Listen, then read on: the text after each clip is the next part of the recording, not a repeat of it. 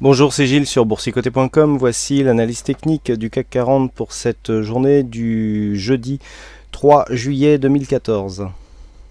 Et finalement aujourd'hui c'est une séance de hausse qui se présente à nous, puisqu'après une ouverture donc quasiment sur les niveaux de la veille, on est encore une fois venu tester cette zone de support oblique avant de provoquer un rebond qui nous a ramené quasiment directement sur la moyenne mobile 20 exponentielle. Donc on est toujours ici dans un flux baissier, mais eh bien, la dynamique est en train de s'amoindrir du fait que nous avons dépassé le retracement à 38,2% de Fibonacci. Du point de vue des indicateurs, c'est dans la continuité, donc le RSI remonte ici en zone neutre.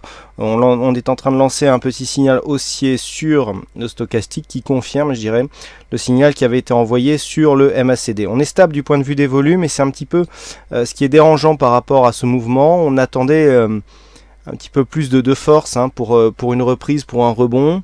On l'avait déjà pressenti sur la première bougie qui s'était avérée haussière. Et ben ça se confirme aujourd'hui malgré une forte volatilité qui a été portée donc par de la macro relativement fournie aujourd'hui. Eh bien, on vient s'intercaler ici sur une phase de hausse avec des volumes qui sont très restreints et pourtant une volatilité qui augmente. Donc, dans cette configuration, il y a quand même des signaux qui vont dans le bon sens, à savoir ce retournement donc, qui a bien été timé par le MACD. On voit bien ici le MACD qui donne un très bon timing donc, pour jouer le retournement. Cette zone de support qui avait été tracée ici et finalement qui nous donne un très bon point d'impact puisqu'on est en train de marquer un retournement. Mais je dirais que les choses sérieuses vont désormais commencer. On a battu ici le premier niveau, donc le niveau des 38,2% de Fibonacci. On sort de cette possibilité d'avoir une phase de baisse ici qui avait été impulsée par un signal très dynamique avec un retour sur le 38,2 et une poursuite du mouvement baissier qui aurait pu produire une seconde accélération relativement forte. Là, on s'affranchit du retracement des 38,2%, donc quoi qu'il en soit, même si on se remettait à baisser, puisque tout n'est pas encore fait, on le ferait avec une dynamique qui serait normalement moins forte. Ensuite, il y a la deuxième zone de retracement de Fibonacci. Et là, on va vraiment rentrer dans, je dirais, une configuration technique très intéressante, puisque cette zone ici, 50-61-8, qui on le sait est souvent une zone de retournement sur des phases de retracement, eh bien, correspond à ce gap ici qui était resté ouvert, il n'y avait même pas eu de tentative de comblement, et pour cause nous étions ici séparés, et donc il y avait eu un franchissement de cette zone majeure des 4496,50. Donc là tout va se jouer si la hausse se confirme demain sur le comblement de ce gap. Pourquoi ?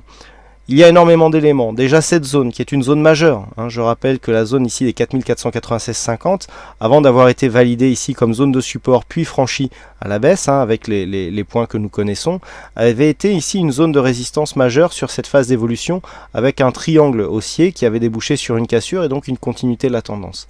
Là, du fait que nous avons retraversé cette phase sur un gap, on a déjà la résistance qui est donc matérialisée par cette zone horizontale et le gap qui va renforcer cette résistance.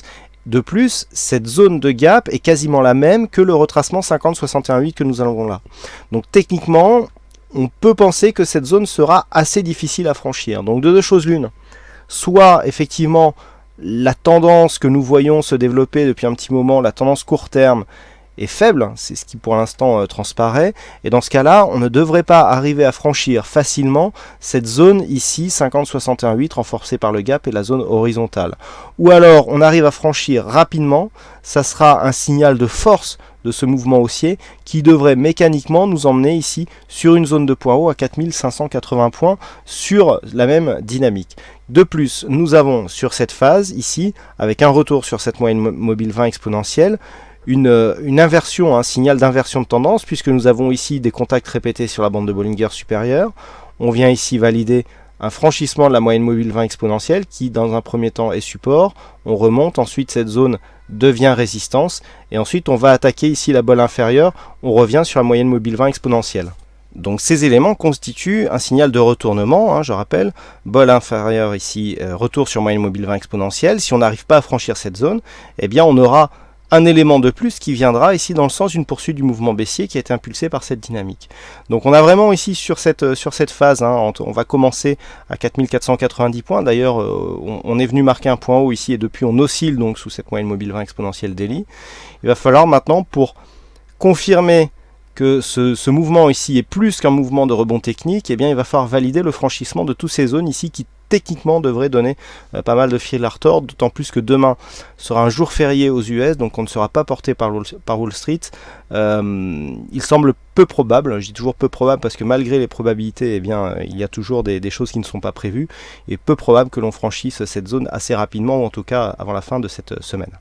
Voilà ce que l'on peut dire donc sur cette analyse technique du CAC 40. Alors pour demain, en parlant de probabilités, les probabilités qui ont bien été déjouées aujourd'hui, hein, qui ont été stoppées assez rapidement, et demain, eh bien, les probabilités nous donnent encore un potentiel baissier, donc on a 57% de bougies baissières, donc nous verrons si les probabilités seront respectées. On a un signal qui est moins fort, hein, que ce que nous avions hier.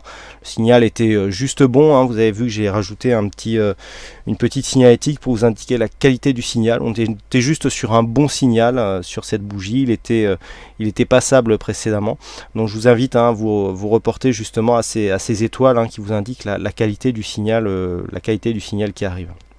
Voilà donc pour cette analyse.